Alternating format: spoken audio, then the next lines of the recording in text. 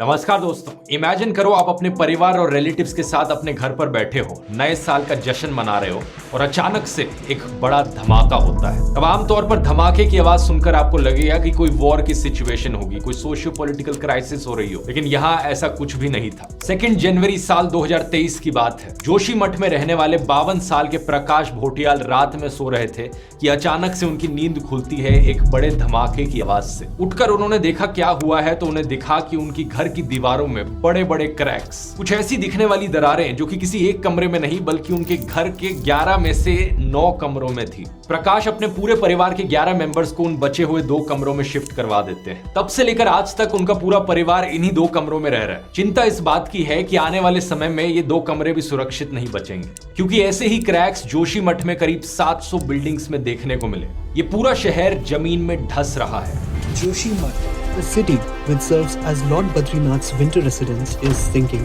The cracks have appeared not just in one place but in different parts of the town. These cracks have developed as a result of continued land subsidence. The 17,000 residents have been sounding the alarm about worsening subsidence. सारे किराएदार यहाँ से खाली हो गए।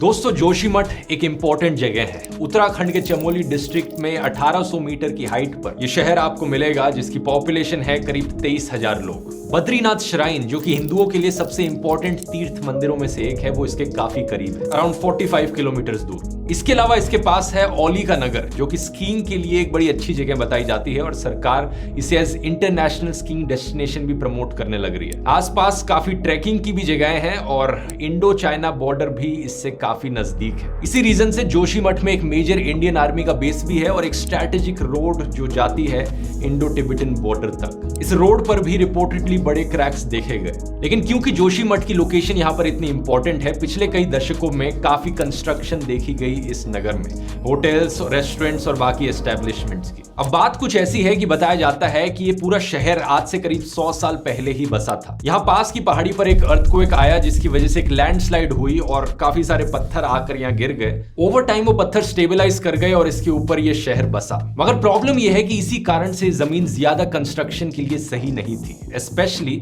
अगर इस इलाके में डैम्स और बड़ी बड़ी रोड्स बनाई जाएंगी, हाईवेज बनाए जाएंगे, क्योंकि इतने बड़े इंफ्रास्ट्रक्चर प्रोजेक्ट्स के लिए अक्सर एक्सप्लोजिव्स और ड्रिलिंग का इस्तेमाल करना पड़ता है। पहाड़ियों के अंदर ड्रिलिंग करनी पड़ती है, बम विस्फोट का इस्तेमाल करना पड़ता है और ऐसा करने से ये स्लोप बहुत कमजोर हो जाएंगे। साइस्मिक जोनेशन मैप ऑफ इंडिया के अकॉर्डिंग जोशीमठ का एरिया वैसे भी जोन 5 में आता है, अर्थक्वेक्स के लिए हाईएस्ट रिस्क जोन। जोशीमठ की बिल्डिंगों में क्रैक्स पड़ना ये कोई नई कहानी नहीं है, ये चीज काफी टाइम से देखी जा रही है। अक्टूबर 2021 की बात है कि जोशीमठ के गांधीनगर और सुनील वार्ड्स में रहने वाले लोगों ने अपने घरों में क्रैक्स नोटिस करे। फिर कुछ महीने बाद मिड 2022 में रविग्राम वार्ड के लोगों ने भी अपने घरों में क्रैक्स देखे। सितंबर 2022 में Uttarakhand state disaster management authority ने एक रिपोर्ट पब्लिश करी और उन्होंने ब्लेम डाला इल प्लान्ड कंस्ट्रक्शन पर। उन्होंने कहा ढंग के ड्रेनेज सिस्टम्स नहीं है यहाँ पर और लोग बिना प्लानिंग के कंस्ट्रक्शन किए जा रहे हैं, जिसकी वजह से प्रॉब्लम हो रही है। मीडिया में इस इशू की बात अभी रिसेंटली ही देखी गई, क्योंकि अब प्रॉब्लम इस हद तक बढ़ चुकी है कि हर चौथे घर पर क्रैक आने लग रहा है। पूरा शहर ही अब धंसने लग रहा है, इस चीज को अब इग्नोर नहीं किया जा सकता। हजारों लोग बेघर हो जाएंगे। 80 से ज्यादा परिवारों को ऑलरेडी अपने घरों के बाहर शिफ्ट किया जा चुका है और नेशनल डिजास्टर रिस्पांस फोर्स और बॉर्डर सिक्योरिटी फोर्सेस के द्वारा इवैक्यूएशन भी करी जा रही है। सबसे बड़ा सवाल यहाँ पर यह उठता है कि आखिर गलती किसकी है। टीवी न्यूज चैनलों की माने तो गलती जोशीमठ के लोगों की है। भाई ऐसी सेंसिटिव जगहों पर घर बनाओगे तो यही होगा ना, इस तरीके से अनप्लान्ड कंस्ट्रक्शन नहीं करनी चाहिए थी। लोकल लोग सरकार पर ब्लेम डालते हैं, सरकार यहाँ पर बिल्डर्स और डेवलपमेंट प्लानर्स पर ब्लेम डालती है और ये बिल्डर्स ब्लेम डालते हैं इन पहाड़ों पर कि ये पहाड़ियां ही ऐसी है। एक्चुअली में देखा जाए तो वहां रहने वाले लोगों पर सबसे कम ब्लेम जाना चाहिए। अगर अनप्लान्ड तरीके से प्राइवेट होटल्स बनाए जाएंगे और बिल्डिंगें बनाई जाएंगी तो उस कंस्ट्रक्शन को रोकने का काम यहाँ सरकार का है। इसके अलावा वेस्ट वाटर डिस्पोजल को देखना और ड्रेनेज सिस्टम को मैनेज करना भी सरकार का काम है। ये बात सच है कि कुछ चीजें हैं जो किसी के कंट्रोल में नहीं है, जैसे कि नेचुरल डिजास्टर्स जो आते हैं नेचुरली अगर इरोजन होने लग रहा है। लेकिन नेचुरल कॉजेज के पीछे भी ब्लेम यहाँ ह्यूमन डेवलपमेंट और क्लाइमेट चेंज पर जाता है। क्लाइमेट चेंज की वजह से एस्टिमेट किया गया है कि अगले 2 डेकेड्स में उत्तराखंड का जो टेम्परेचर है एवरेज, वो 2 डिग्री सेल्सियस से ज्यादा बढ़ जाएगा। ऐसे टेम्परेचर बढ़ने का मतलब है कि बर्फ पिघलेगी, रेनफॉल के पैटर्न्स बदलेंगे, फ्लैश फ्लड्स और लैंडस्लाइड्स जैसे नेचुरल डिजास्टर्स के चांसेस बढ़ेंगे,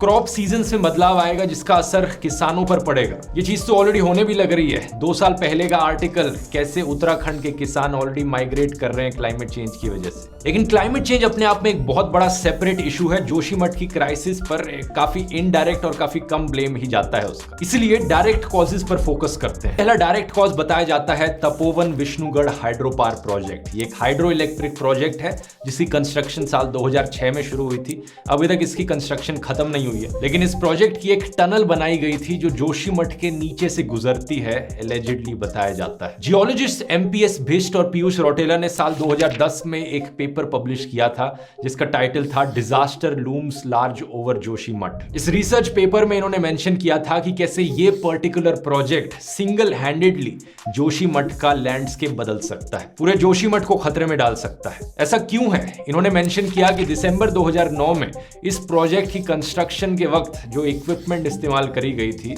उस इक्विपमेंट ने कंस्ट्रक्शन के दौरान जोशीमठ में एक एक्वीफर को पंचर कर दिया था। अब एक्वीफर एक तरीके का अंडरग्राउंड स्ट्रक्चर होता है जो पत्थरों से सराउंडेड होता है। ये बेसिकली जमीन के अंदर एक बड़ा सा गड्ढा कह लो, एक बड़ा सा कुआं जो नेचुरली एग्जिस्ट करता है और जहां पर नेचुरली ग्राउंड वाटर स्टोर होता है। इन्होंने कहा कि एक टनल बोरिंग मशीन इस्तेमाल की गई थी जिसने इस एक्वीफर को पंचर कर दिया जोशीमठ से करीब 5 किलोमीटर दूर। पंचर करने का मतलब क्या हुआ कि इस एक्वीफर में एक कोने में होल आ गया जहां से सारा ग्राउंड वाटर लीक होना शुरू हो गया। इन्होंने कहा कि उसकी वजह से daily 70 million litres ground water discharge होता है, 700-800 लीटर पर सेकेंड। इस 2010 के पेपर के अकॉर्डिंग इतना पानी था कि प्रतिदिन 20 से 30 लाख लोग सस्टेन किए जा सकते उस पानी से। लेकिन क्योंकि और कोई ज्यादा साइंटिफिक स्टडीज नहीं करी गई इस चीज को लेकर, इसलिए डायरेक्ट कॉज इसे फॉर श्योर बताना, इसका कोई प्रूफ नहीं है अभी। यही रीजन है कि NTPC national thermal power corporation limited जो कंपनी इस हाइड्रो पावर प्रोजेक्ट को बनाने लग रही है, उन्होंने कहा है कि इस टनल से कुछ नहीं हुआ है। इस टनल को रीजन नहीं बताया जा सकता है जमीन क्यों धंस रही है, क्योंकि